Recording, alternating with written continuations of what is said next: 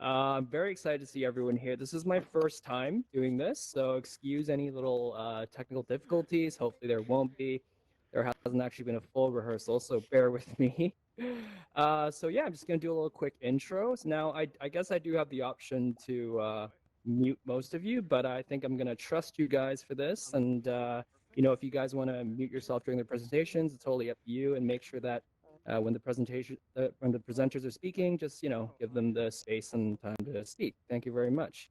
Okay, now I'm gonna read something in front of me, so if my head looks weird, again, bear with me.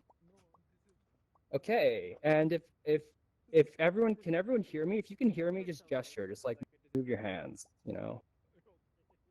Okay, wow, great. Surprising, no audio issues. Fantastic. Okay. PXR 2020 would like to begin by acknowledging the support of the Canada Council for the Arts Digital Strategy Fund. We would like to acknowledge that we have organized this event primarily on the traditional, ancestral, and unceded territory of the Coast Salish peoples, Squamish, Tsleil-Waututh, and Musqueam nations.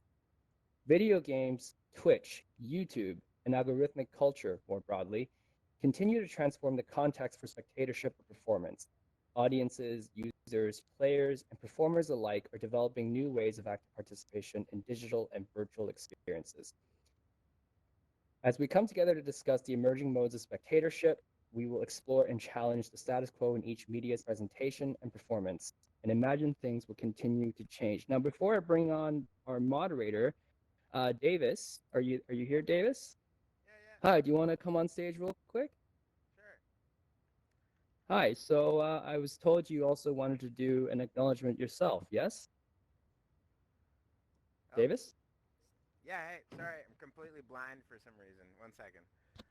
All right, All right, we're good now. Yeah, great. Let me just amplify your voice before I do that. 1 second. sure. Okay, you're amplified. Cool. Hey, how's it going? My name is Davis Heslop, and I'm contacting you guys from Sambake, which is also known as Yellowknife in Chief Drago's territories, and also the traditional lands of the North Slaves Métis. Um, I know we're gathering here virtually, but I think it's really important that we're also acknowledging the lands that we're standing on and stuff. So I thought I would just do a land acknowledgement of where I'm from. So thank you so much. Fantastic. Thank you so much. And now I'm going to introduce our moderator for this evening or afternoon, wherever you are. Please welcome to the stage, Milton Lim. Hey everyone. So my name is Milton Lim. I will be the moderator for this event. I would like to welcome you to identifying and strategizing around emerging modes of spectatorship and attention, which truly is just a fancy way to say that we're talking about how to deal with the changing nature in the way that we watch performance. So just at the top, I just want to say that given the notion of spectatorship, it's necessarily broad. I'd like to frame this discussion within a more specific context that each speaker will bring to the table. And furthermore, the spaces between and the relationships that arise from them across VR, across theater performance, across different types of the attention economy, and so on. So we have asked each speaker to bring examples of how, in their perspectives, these new models and platforms challenge the status quo in performance, and importantly, how to forecast what they imagine things might look like as they continue to change. So by way of introductions, I'd like to call upon our four panelists. I will read a little bit about them and remind them to please amplify their voices so that we can all hear them. So first, Raven John is a two-spirit Coast Salish solo artist. Raven is a visual artist, cultural consultant, mediator, photographer, and sculptor who graduated from Emily Carr University of Art and Design with a major in visual art and a minor in social practice and community engagement. Raven also completed the Northwest Coast Jewelry Arts Program at the Native Education College. So, Raven, welcome to the stage. Next up, we have Hello. Thank you. Next up, we have Melissa Dex. Melissa is the director of the Vancouver VR Community, aka Van VR. She is an accomplished filmmaker and photographer, recently releasing Smash Forward, a documentary covering Vancouver esports on the cusp of growth. So she lends her media production skill set to various studios focused on the immersive space. Melissa, welcome to the stage. Thank you so much for having me. Of course. And we next have Liam Karry. Liam is the founding artistic director of Single Thread Theater Company, a founding member of the Co-Laboratory Theater Workshop Initiative, the Kingston Theater Alliance, and is a co-founder and current artistic director of the Kick and Push Festival. He directed Unless, which is a site-specific immersive adaptation of Walker Percy's The Moviegoer. Liam, welcome. Thank you, Milton. It's great to be here. And last but certainly not least, we have Jacob Niedzwiecki, who is a queer artist who works in code, media, and movement. After retiring as a professional dancer, he has choreographed and directed dance films, directed multicam dance live streams, and created several live performance works. In addition to his work as a tech dramaturg and performance creator, he's also the instigator of the Cohort Initiative, which is a program that makes it easier for artists to integrate mobile devices into their work. So welcome, Jacob. Jacob, are you muted? No, just not amplified. Sorry. Oh, yeah, there it is. So welcome to our 4 panelists. I've given the instruction to use the space very informally. If it helps to illustrate the things that they're talking about, these are the kind of capabilities that hopefully we can continue to explore in virtual space. So first, I'd kind of like to open up to a rapid fire prompt question for each of you. And then I'll switch it up to talking about each of the things that you may or may not have brought in for the discussion. So really, I just want to ask a quick, like 30-second thought and response, which is, what's an influential piece of performance that has transformed your conception of spectatorship or participation? So Jacob, can I throw it to you first? Sure. Hi, folks. Lovely to be here and be able to talk with my hands on Zoom. That's not so effective.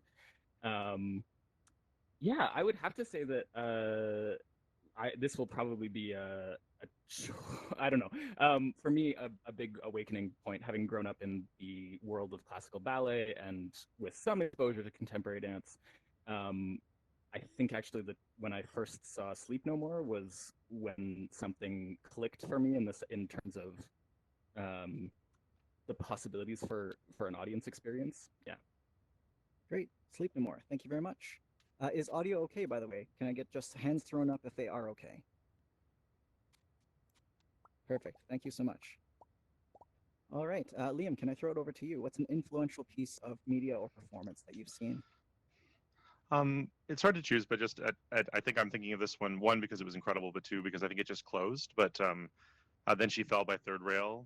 It just recently posted in New York. The being able to experience that immersive journey based off something I knew, but by myself, I found that incredibly powerful. I think I'll just leave it there for right now. Thank you so much.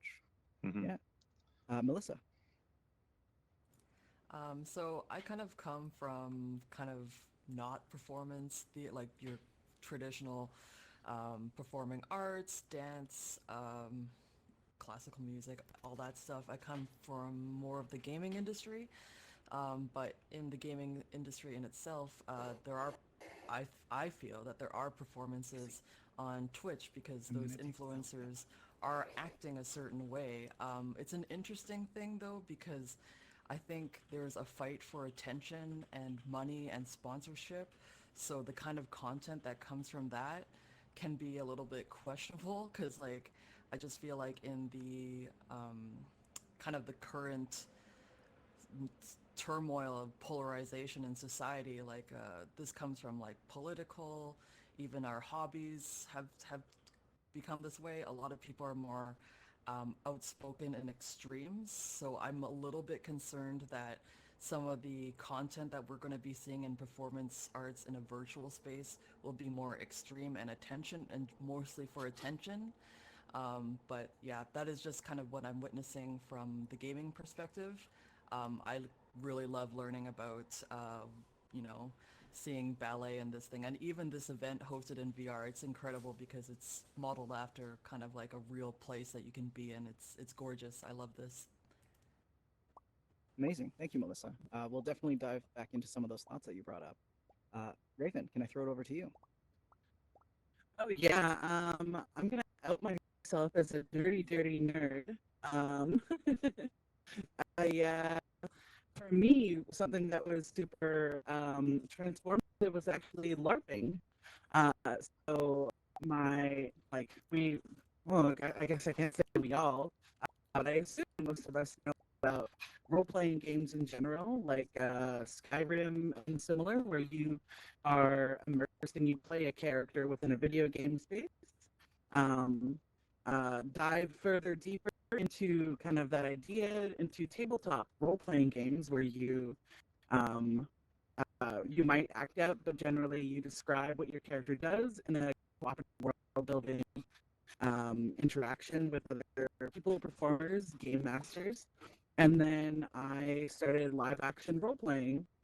And as an artist, I really enjoyed this because I was cooperatively telling a story with other people, but also I am a performer at heart. That is part of my spiritual and indigenous practice, be a performer. But as we all know, you generally don't see people like me in any form of media. And if you do, it's very limited and heartbreaking generally. So being able to participate in live action role playing games was a great way to some of that much needed performance activity that I love, as well as creating spaces with other nerds that are very inclusive, very progressive, and just very wild, being able to create a world of your own. And then I have a lot of friends who have turned the cooperative storytelling into books, into video games, into web comics, that sort of thing. Amazing. Thank you so much, Raven. So we will have time for Q&A. So if you do have any questions, please hold on to them. Later on, when I open it up to everyone else, we'll probably just do like a hands somewhat in which we'll kind of popcorn style it. And both Jesse and I will go around and make sure we amplify those people's voices. So please hold on to those questions. As for the panelists, I did say that I would give you approximately 5 minutes to talk about your thing. Based on my gauge of the time right now, I might ask for like a 3 minute or less, if that's okay. But can I throw it over to you, say Melissa first, about some particular specific idea you might have around how spectatorship is changing in your area of expertise? I actually got really sidetracked just kind of looking at the room around us and listening to what Two Spirit Trickster said about kind of inclusion and diversity, and even just looking around this room, like we could be purple and blue and it doesn't matter. And I think that's really special about this virtual space, because it literally doesn't matter where we are, where we're from. I feel like this is a really uniting platform, and yeah, again, I think I'm just surprised that I'm here, and it just feels really special, and I'm just kind of in awe right now. In regards to what I was saying about games, I don't know. I want to stay positive for this talk, so I'm a little bit afraid of what I'll be saying, because I've been watching a lot of videos on kind of propaganda of social media. So, I mean, it's tools that are used for good and bad, right? So, again, I just wish that there was more education around, the kind of manipulation and content that's going around. I'm so sorry. That's a pessimistic thing to say, but yeah, I really like this space. This space is where it's at. Amazing. I think that we'll definitely come back to that as we consider how the attention economy and the gamification of behavior has really shaped how experiences are being structured or laid out, especially in things like games, as Raven brought up. Liam, can I send it over to you to just talk about one specific example of how spectatorship is changing? One of the things that I've have taken up a lot of my time that I'd offer to the group is, as someone who's been doing site-specific immersive theater for longer than I care to admit. I mean, as Melissa said, all these new possibilities are a dream. But I find, as a curator of site-specific immersive content and online content, being a curator and an advocate, I find the game is changing really, really quickly. It's always been a struggle. Well, not a struggle. It's always been a wonderful challenge to advocate to non-theater people about the viability and the magic that's possible creating immersive environments using theater, that's always been challenging. Now that virtual reality is upon us, and thank goodness, I feel like there's more understanding about what an immersive reality is. So I find I don't have to explain what it is as much, but it's not necessarily easier just because people understand what the environment is like. Like there's a different type of advocacy, there's a different type of resources that you need to get people to this space. Everyone needs technology. So as a curator and an advocate for this type of work, things are accelerating faster in the last 3 years than they ever have before. And it's an interesting, challenging, beautiful time. And I just would like to offer that if I could. Absolutely, especially from a curatorial and festival-based model, in seeing how different people are coming out for different experiences. We'll definitely dive more into that as well. Raven, can I throw it over to you? Oh, sorry. I wanted to say one last thing. Sorry, Of course, please. sorry, Raven. One thing I wanted to say, in addition to kind of virtual spaces, I also think about like Zoom and conference calls. I've been watching a show on Apple TV Plus called Mythic Quest, and they did an entire storytelling episode just through Zoom calls, text messages, and conference calls. And because our society is so based on these kinds of forms of communication, as a viewer, you can understand it completely. So I think that's really an interesting way of portraying art and storytelling as well. Thank you. Absolutely. Raven? It's hard for me not to get distracted. Yeah, for myself, I've been really interested in the different ways that visual languages change when engaging in audiences through virtual format. Like for instance, here we have the telltale sign of the use of hands on an Oculus One, and then I can see in the audience here that we have a bunch of TDPC users whose automatic hand placement is at the side, as well as maybe a couple of Go users where only one hand is capable.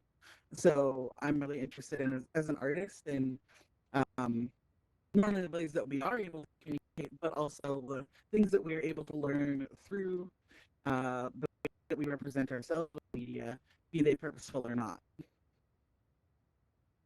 Absolutely. Thank you. Thank you. We'll come back to a lot of the performance of self and identity and hardware restraints. Jacob, can I throw it to you? Yeah, sure. I think one of the perspectives that I found really useful in trying to understand what's going on right now is actually a historical perspective, and it helps me because it's hard to separate like my personal discovery of technologies and my personal discovery of new modes from the wider stream of how those show up in culture. The writer Douglas Adams once said that any technology that existed before you were born is a totally natural and normal part of how the world works. Any technology that's invented from between when you're born to about when you're 30 is tremendously new and exciting, and you can probably get a career in it. And any technology that's invented after you turn 30-ish is dangerous and frightening, and will probably be the end of the world or the end of culture. And so that's just sort of like one of my grounding precepts is to not look at new things and treat them as new things. Is a useful thing.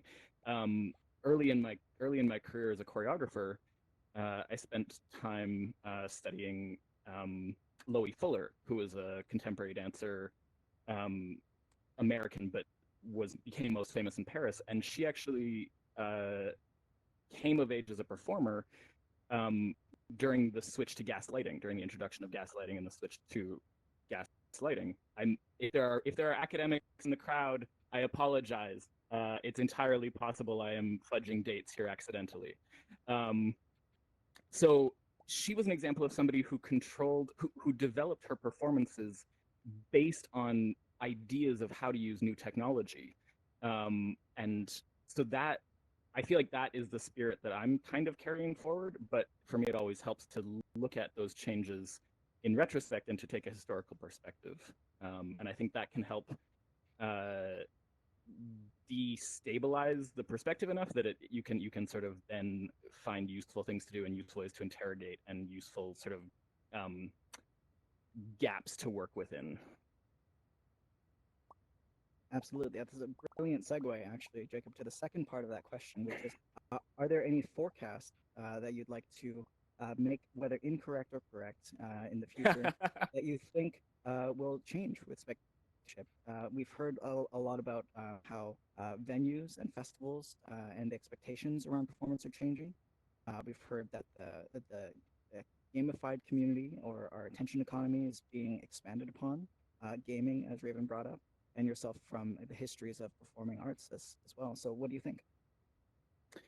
Well, I mean, the first thing that seems pretty clear and has for a couple of years is that the disciplines of video game creation and theater creation are merging in a substantial way. Oops, sorry.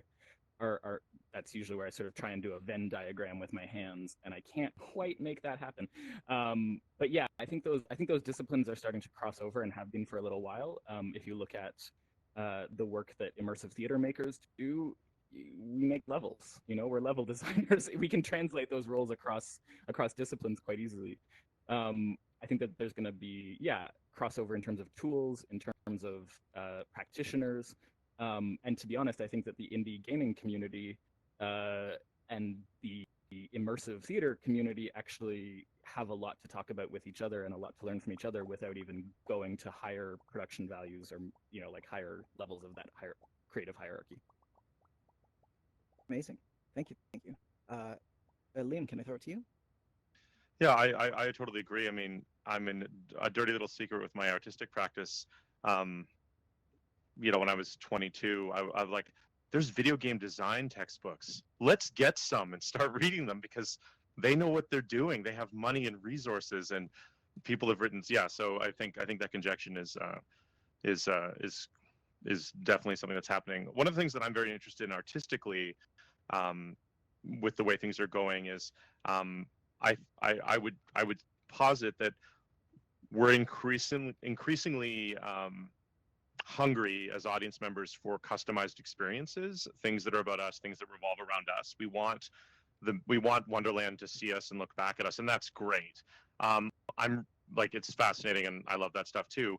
However, the increasing fragmentation of our society, politically and artistically, in the customized content that we all want, I'm really interested to see when that, and forgive me if I'm being critical of society, everyone, but when that narcissism smashes into the community that's the heart of live performance and theater, I'm really interested to see what's going to happen. Like, it's two opposing forces hitting each other, and all of us in this room are going to be the center of that. And I don't know what's going to happen, and I'm excited because I feel like they're two strong opposing forces. So I would offer that. Thank you. Moving over to Melissa. Hey, yeah, I kind of agree a lot with what Liam said about kind of the increasing narcissism in our society. Like, we're seeing it from the top down. Like, I'm not even engaged in U.S. politics, but I can't even avoid it at this point. I know I keep on talking about this show that I've been watching, Mythic Quest, but it's got really great insights on what's kind of going on in kind of entertainment and communities. So, for example, there was one episode where there was a hate group online, and, you know, how do you get rid of them? And then they said, well, we can't get rid of them, so we're just going to put them on their own server. And it seems like this is actually taken from real case scenarios. Like, I think it happened with Grand Theft Auto, and my brother recently told me that there was a bunch of cheaters in Fall Guys, so they put all the cheaters in one server too. With the fragmentation that Liam is talking about, is that what we're headed to? Like, just like-minded people be in one space, other people just be in their space, and they don't conflict? I mean, it's you know, like Liam said, he's excited, but I have to say I'm also a little bit nervous. So, but I think in this space, I think I can say that we're all like-minded people. We're very open. We're very artistic. We like expressing ourselves in positive, meaningful ways with purpose. So, I guess all we can do for ourselves is just to keep going and keep each other informed and keep supporting one another. Totally. And for a little bit of context, if anyone doesn't know Fall Guys, it's a battle royale physics-based game that you should definitely check out, just because it still is maybe, still very popular. Raven, can I throw it over to you? Pause it for the future. Yeah, I'm generally pretty hyped about the future, and part of that is gathering with my community, at least digitally, and focusing on those beautiful things that we all have within our practice. I'm really interested to see the way this develops this space. I've been heavily immersed in it as I familiarize myself coming up to the symposium. Um, and generally, I'm really interested to see how the like right now we're looking at the way that the software of this kind of space develops, but also like the hardware kind of competition between different headset types is really interesting as well. The alt space is focused, from my understanding, talking with a lot of people, in unifying everyone's experience, which has meant basically nerfing a lot of the functions that we used to have. For instance, we used to have elbows and we used to have legs. The graphics were not as good, but because of apparently the Quest and its changes, and as well as some of the changes to making this more accessible to Mac, a lot of the functionalities have been dialed down to make sure that everyone has specifically the same kind of experience, but that is reduced functionality.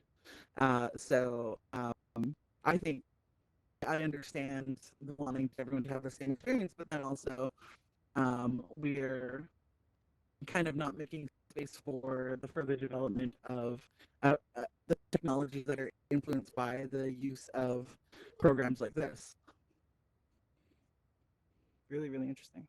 I think I'm picking up on a few different kind of parallel trains of thought here, especially coming back to, again, maybe more theater performance heavy, Liam with the Kick and Push Festival, thinking that audiences, the way that the audience, capital T, capital A, have often been talked about is that it's one kind of hegemonic group that we can all tailor things for.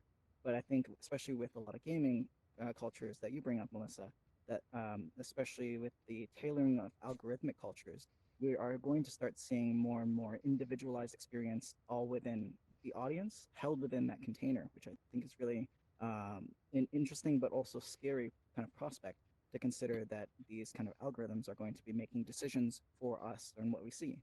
But perhaps it's just automating a curatorial process that we would otherwise normally see.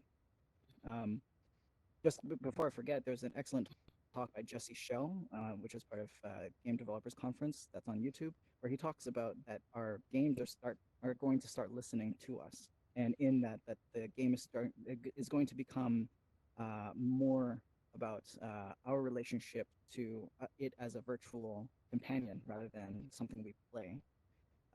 And so those are all kind of exciting propositions for what's going to happen in the future. I was wondering to open up if there are any kind of thoughts or comments you'd like to make about each other's propositions. Yes, Raven. Oh, I was just going to offer up in that reference that we've already seen a lot of that within the gaming community, specifically dating simulators, where the choices that you make affect what opportunities you have in the game, be they romantic or in furthering and kind of ongoing storyline. Definitely. And the data that's collected could be really interesting for anyone who's been watching Westworld Season 3. No spoilers. Yeah. Any other thoughts that kind of came up for you? I guess I have something to say. One thing that I was thinking about, I mean, you're saying that, the algorithms are curating content for us.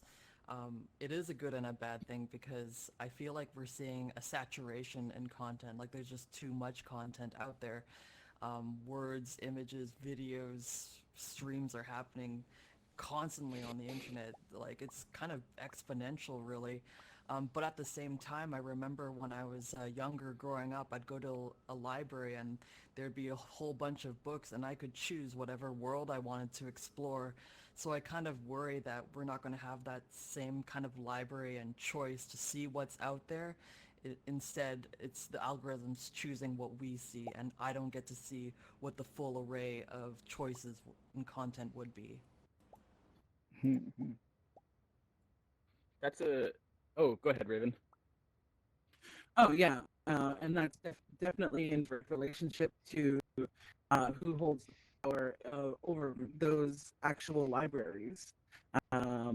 Speaking directly to book banning, as well as books that are only available to people above a certain age, above minority status, and then of course we can look at and reference what's going on in China and how they have to jump the wall to be able to access Facebook, Instagram, etc. Because their digital libraries and servers prevent access to those things.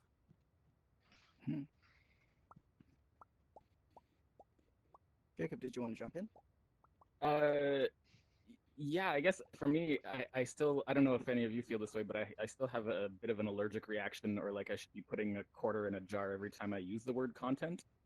And I think having sort of sat with that and thought about that and talked about it with people, we didn't really need that word before the internet.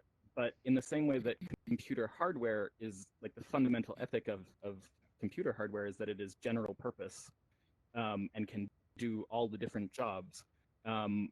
When when that when that hardware started to get caught up with by software, suddenly and networking, then suddenly we actually had, you know, a series of tubes through which anything could go.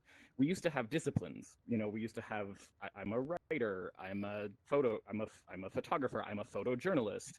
But because we had pipes that could accommodate anything, we needed a word for anything, and so we picked content.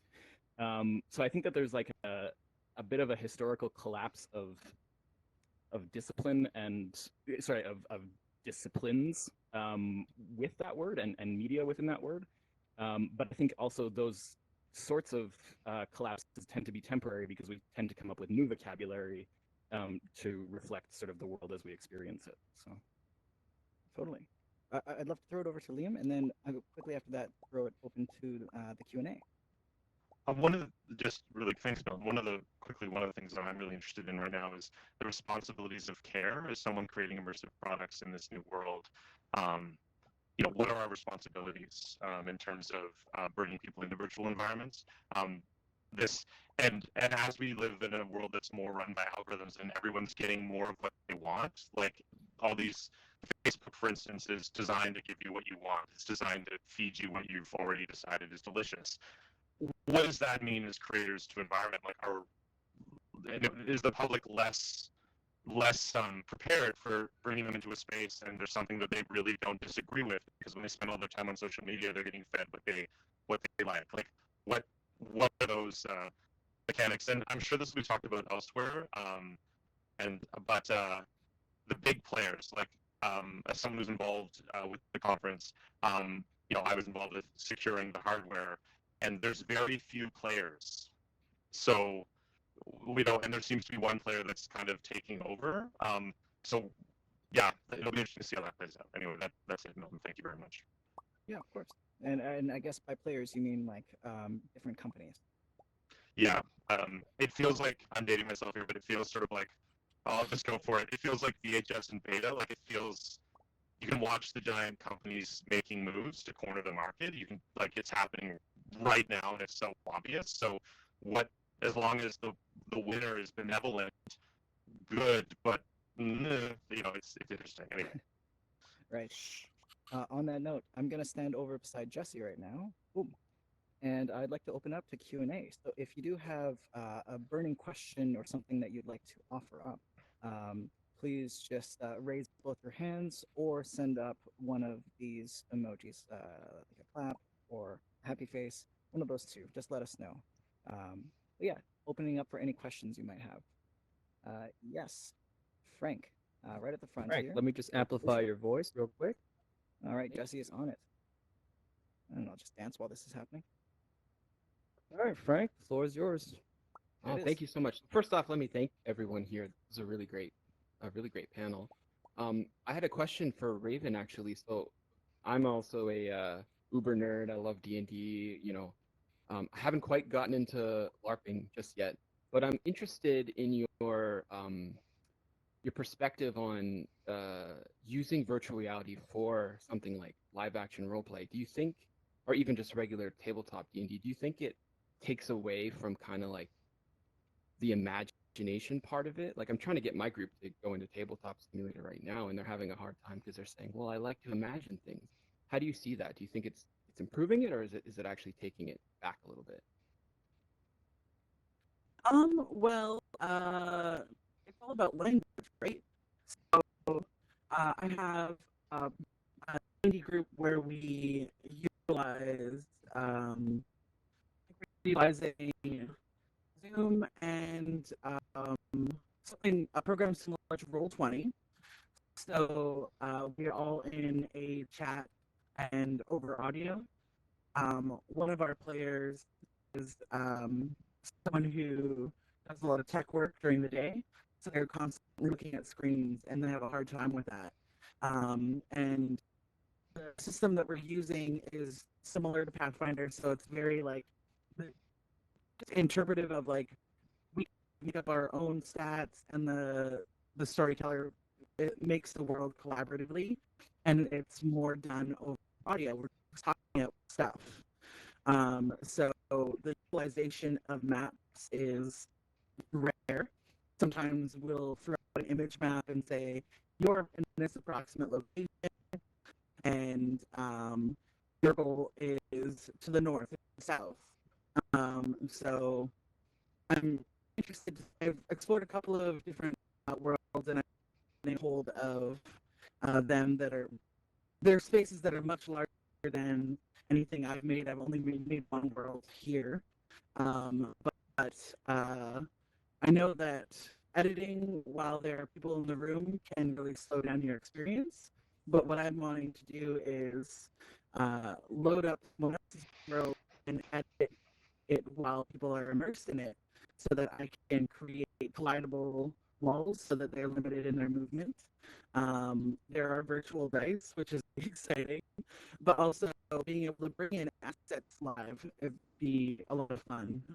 But again, you're still coordinating people to be there, and you're gonna have to deal with the technology overlap. Most of these people don't have headsets, so a few of them will be in 2D, which is going to definitely change their experience. Right. Thank you. Thank you, Frank. Thank you, Raven. Going back to the audience. I used it.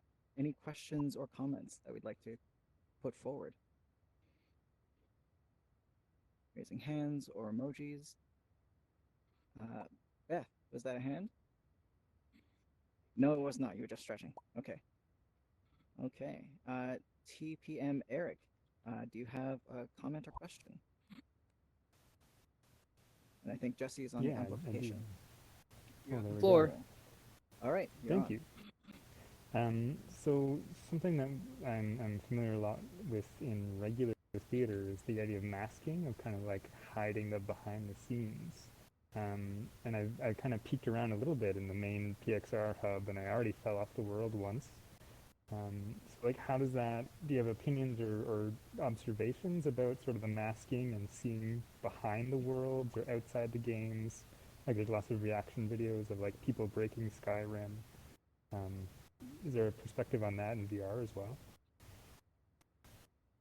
Yeah, is there anyone in particular that you want to hear from first, or just open it up to Just anyone who has open response? question. Open question. Yeah. I have something to say on that. I think with VR in particular, one of the funnest things about it is you're exploring this kind of weird world that's not yours, and I feel like people like playing in the sandbox. So I have a feeling that, like, even though you can fall off the world, I have too, I kind of liked seeing behind the scenes because, like, I almost felt like, oh, this is an experience that I discovered on my own. And even though it's a little silly falling off the world and it's kind of, some people would describe it as a bug, I still thought it was fun. I liked it. That's all. I think I have a lot of the same. I think I have a lot of the same natural responses. Like I was saying to my colleague Amanda, who's here with me, that it probably took me like 15 years to just learn and understand how to behave and act like an adult in public. And in my first 5 minutes of this conference, I managed to climb the grid and fall off it, taking attention away from the introductory speech. And I really didn't notice, there's something that, like I enjoy, as you say, like testing the edges, figuring out what the rules are that you can, dance between. So I think I think there's a liberating effect in new spaces that makes that more likely. Thank you, Liam. Any other thoughts from the panel? I just, if I may, just because Jacob referenced Sleep No More, I remember the first time I saw the crowds going one way and I deliberately ran the other way, and I was just like opening every drawer and like I'm like, just how deep does the rabbit hole go? How deep does the rabbit hole go? Like just looking for that, and I found that impulse that I have, judge it as you will. Wow, this is paradise. Like just where does this go? What's going on? Just push on the edges of the world. It's so fun. Mm-hmm. There's a YouTuber I really like. I think his name is Karry, and he was talking about immersion in games and whether games less immersion. And yeah, it's something that you already do when you go to theater. You don't go, oh, I saw them enter from off stage, right? And then there was a shadow, and I could tell that they were moving behind the stage to go to the other side, and then come out there in another place. Like you just go and you expect that you're going to be in the kind of new visual world and landscape, and that they're going to be writing that story for you. And I think it's the same in VR. Really interesting too that like you can just drop in and out of spaces very easily. I'm still learning how specifically events like this are run and what you can and cannot control. I met some artist friends here and was like, oh, they're online, and dropped into the same world that they were in, and it just happened to be their own dress rehearsal for a performance that they're planning to do in VR. So that was like an automatic backstage moment. But yeah. Thank you, Raven. Jesse, how are we doing on time? Do we have enough time for like one more short question? Or do we have to wrap up? Well, we're actually bang on 2 right now, but I would say we have time for one more question. Okay, is there one more burning question in the room? Otherwise, I do have a few closing things I could definitely say. Going once, going twice. Okay, in the back, in purple, we have Parth Stapper, a PXR volunteer. Comment or question? I have a question. So, first of all, thank you guys for doing this panel today.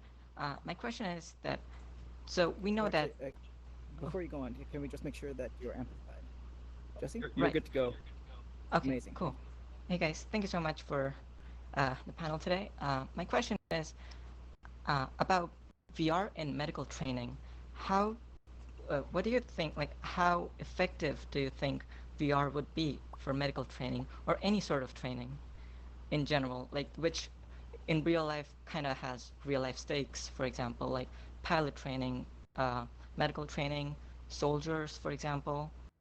Does anybody have any thoughts on that? I maybe just a quick one is that if we think about VR and theater, which we're kind of doing here together, VR is a way to simulate and a way to role play. And to me, it's just interesting to note that that already is a big part of medical training. I know actors in the States who, pay their rent by pretending to be patients for doctors as part of their medical education. And so I think that, again, like that's part of a continuum that feels like the technology is just a new extension of, or a new way to realize that. But that kind of activity is already a part of how medicine is taught. I would agree. Anyone else from our panel?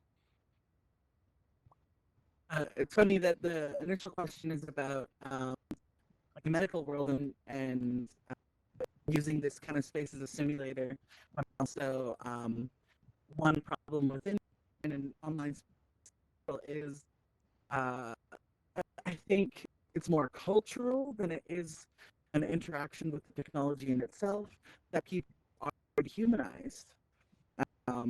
One of the main things I've noticed is in most of these VR apps, one of the warnings or initial messages that you get, or on the loading screens between virtual spaces, is behind every headset, behind every person, and we should be thoughtful of those people. And I think that's because it's less that I have a technological lack of understanding that another person is behind an avatar, but rather that culturally we're taught to dehumanize people within virtual spaces. And I think it's a big problem within the gaming industry overall, and I think that's kind of where it has started. But as well, we see that online, even just like on Facebook, etc.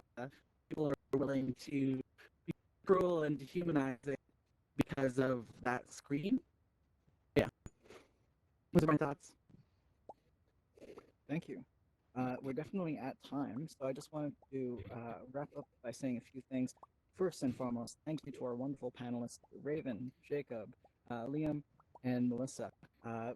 Please give them all the emojis and thumbs ups and waving of hands. This is the first of 4 panels that we have for the whole conference. Please stay in touch. We'll definitely be around, so don't be afraid to reach out. And I would implore anyone who found anything interesting or has anything interesting to add to the discussion to just add it to the Discord. I'll certainly put up that link to that Jussie Shell discussion that I was talking about. There were definitely calls for being more critical about the kind of spectatorship within the performing arts sector that we're seeing in the gaming sector, and being more thoughtful about the kind of algorithmic cultures coming out. I think this is a very ripe time to be having these kinds of discussions. But we are unfortunately out of time, and of course that's not enough time to delve deep into the large discussion that is what is spectatorship right now. But this was just the tip of the iceberg.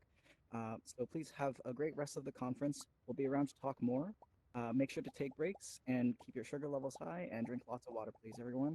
Otherwise, thank you so much, and we'll see you at the next event.